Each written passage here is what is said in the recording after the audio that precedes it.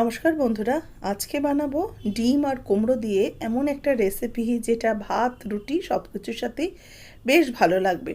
একটু অন্যরকম রান্না। সব সময় তো ঢ্যাঁড়স পটল এগুলো নাও ভালো লাগতে পারে, তার থেকে একটু অন্যরকম কিছু রান্না করে খাওয়া যেতেই পারে।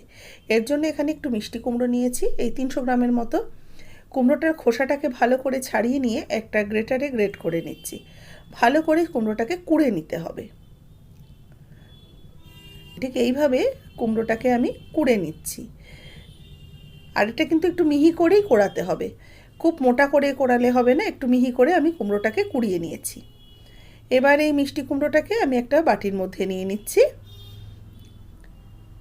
এবার এর মধ্যে দিয়ে দেবো দুটো ডিম। ডিম দুটোকে আমি ফাটিয়ে দিয়ে দিচ্ছি। এখানে আমি যতটুকু কুমড়ো ব্যবহার করেছি তাতে দুটো ডিমই যথেষ্ট, সেই জন্য আমি দুখানা ডিমই ব্যবহার করলাম। যদি কুমড়ো পরিমাণটা বেশি হয় তাহলে ডিমের সংখ্যাটাও একটু বাড়িয়ে দেবেন। এতে হলুদ গুঁড়ো হাফ চা চামচ, শুকনো লঙ্কার গুঁড়ো হাফ চা চামচ, স্বাদ মতো লবণ দিয়ে ভালো করে কুমড়ো ডিমটাকে মিশিয়ে নেব। দেখুন ঠিক এরকম একটা থকথকে ব্যাটার হবে, খুব পাতলা ব্যাটার হবে না, আবার খুব ঘন ব্যাটারটাও হবে না। ঠিক এরকম একটা থকথকে ব্যাটার তৈরি করে নেব।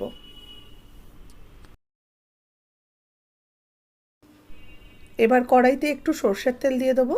তেলটাকে একটু ভালো করে গরম করে নেব, মানে কড়াইয়ের গায়ে চারিদিকে লাগিয়ে একটু তেলটাকে ভালো করে একটু গরম করে নিচ্ছি।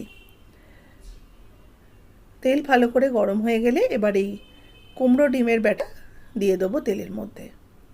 দিয়ে ভালো করে এটাকে একদম স্প্রেড করে দেব, সুন্দরভাবে সারফেসটাকে সমান করে দিয়ে ওপর থেকে দিয়ে দেবো একটু পেঁয়াজ কুচি। অল্প একটু কুচানো পেঁয়াজ দিলাম, আর এর সাথে দেবো একটু কাঁচা লঙ্কা কুচি। পেঁয়াজ আর কাঁচা লঙ্কা কুচিটা ওপর থেকে ছড়িয়ে দিয়ে এবার ঢাকা চাপা দিয়ে এটাকে 5 মিনিট ধিম আঁচে রেখে দেবো। 5 মিনিট পর ঢাকাটা খুলে নিচ্ছি। দেখুন ডিম আর কুমড়োটা কিন্তু মোটামুটি একটা সাইড ভালো মতো হয়ে গেছে। এবার এটাকে একটা ওপর থেকে প্লেট দিয়ে উল্টে আরেক পিঠ দিয়ে দেবো। আবারও একটুখানি তেল দিয়ে দিলাম, দিয়ে ওপরের পিঠটা নিচের দিকে এবার ঢেলে দিচ্ছি। এবার নিচের পিঠটাকেও একটুখানি ভেজে নেব, তবে খুব বেশিক্ষণ সময় লাগবে না, ওপর পিঠটা খুব ভালো করে ভাজা হয়ে গেছে, মিনিট 2 রাখলেই কিন্তু নিচের দিকটাও ভাজা হয়ে যাবে। এবার এটাকে নামিয়ে নেব।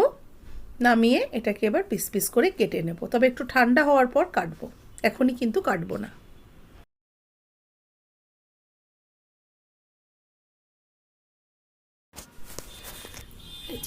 আমি পিস পিস করে কেটে নিচ্ছি, ছোট ছোট চৌকো চৌকো করে।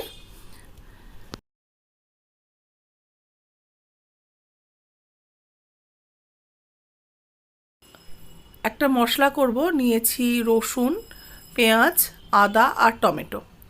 রসুন রয়েছে 6-7 কোয়া, পেঁয়াজ একটা নিয়েছি, আর 1 ইঞ্চি পরিমাণ আদার টুকরো নিয়েছি। এগুলোকে একসাথে পেস্ট করে নেব। কড়াইতে তেল দিয়ে যেগুলো কেটে কেটে রেখে দিয়েছিলাম ডিমের কুমড়ো ধোকাগুলোকে, সেগুলোকে আরেকবার একটু উল্টে পাল্টে ভেজে নেব, যাতে চট করে ভেঙে না যায়। সেই জন্য এগুলোকে দুটো তিনটে করে দিয়ে দিয়ে আমি এগুলোকে ভেজে নিচ্ছি। এবার ওই তেলের মধ্যেই ফোড়ন দিয়ে দিলাম গোটা জিরা। জিরেটাকে একটু ফোড়নের গন্ধ আসা অবধি রান্না করে দিয়ে দিচ্ছি একটু গোটা গরম মশলা, এলাচ, লবঙ্গ, দারচিনি। ফোড়নটাকে কয়েক সেকেন্ড নাড়াচাড়া করে যে মশলার পেস্টটা তৈরি করে নিলাম সেটা দিয়ে দিয়েছি। এর মধ্যে আছে পেঁয়াজ, আদা, রসুন, কাঁচা লঙ্কা, টমেটো। ভালো করে কষিয়ে নেবো, যতক্ষণ না এর থেকে কাঁচা গন্ধটা চলে যাচ্ছে ততক্ষণ অনবরত নাড়াচাড়া করে এটাকে কষিয়ে নিতে হবে।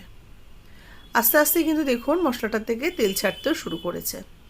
মশলাটা যখন দেখবেন একটু শুকনো ড্রাই ড্রাই হয়ে গেছে, এর মধ্যে এবার রেগুলার যে মশলা সেগুলো অ্যাড করে দিচ্ছি। প্রথমে হলুদ গুঁড়ো, জিরের গুঁড়ো দিলাম, ধনের গুঁড়ো দেব, আর দেব স্বাদ মতো লবণ আর একটু কাশ্মীরি লাল লঙ্কার গুঁড়ো দিয়ে এবার এগুলোকে সমস্ত কিছুকে ভালো করে মিশিয়ে নিয়ে কষিয়ে নিচ্ছি। মশলাটাকে মিনিট 3-4 সময় ধরে ভালো করে কষিয়ে নিতে হবে। মশলাটা দেখুন আস্তে আস্তে কিন্তু বেশ একটু শুকনো শুকনো হয়ে গেছে। এবার এর মধ্যে অ্যাড করে দেবো জল। জল দিয়ে মশলাটা ভালো করে মিশিয়ে নিয়ে এটাকে একটু কষিয়ে নিচ্ছি। আস্তে আস্তে কিন্তু মশলাটাকে বেশ ভালো করে কষিয়ে নিয়েছি। এতে সামান্য একটু চিনি অ্যাড করব। অল্প একটু চিনি দিলে বেশ স্বাদের একটা সুন্দর ব্যালেন্স আসবে। একটুখানি চিনি দিয়ে আবারও কিছুক্ষণ মিক্সড করে নিয়েছি। মশলাটা বেশ ভালো করে কষানো হয়ে গেছে, দেখেই বুঝতে পারছেন। এবার ঈষদ উষ্ণ গরম জল 1 কাপের মতো অ্যাড করে দিলাম। এবার এই জলটা দিয়ে একটু ভালো করে মিক্সড করে নিয়েছি। ঝোলটা যেই ফুটে উঠবে দিয়ে দিচ্ছি ডিম কুমড়োর ধোকাটা। ডিম কুমড়োর ধোকাটা দিয়ে এবার এটাকে একটু ফুটতে দেব। একটু এপিটোপিট করে নিয়ে নিচটাকে ফুটতে দেবো, তবে খুব বেশি নাড়াচাড়া করা যাবে না, এটা কিন্তু বেশ একটু নরম নরম হয়। দেখুন ভালো করে এটা মিশিয়ে নিয়েছি। এবার এটাকে একটু ফুটিয়ে নিচ্ছি। একটু ঢাকা চাপা দিয়ে এটাকে হতে দেব।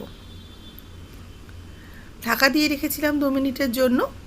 ঢাকাটা খুলে নিয়েছি। এটা কিন্তু একদমই রেডি হয়ে গেছে। এবার এটা নামিয়ে সার্ভ করে নিচ্ছি। রুটি, ভাত, পরোটা সব কিছুর সাথেই ভালো লাগবে। আজকের রেসিপি কেমন লাগলো জানাবেন। ভালো লাগলে লাইক শেয়ার করবেন। যারা নতুন দেখছেন সাবস্ক্রাইব করে নেবেন।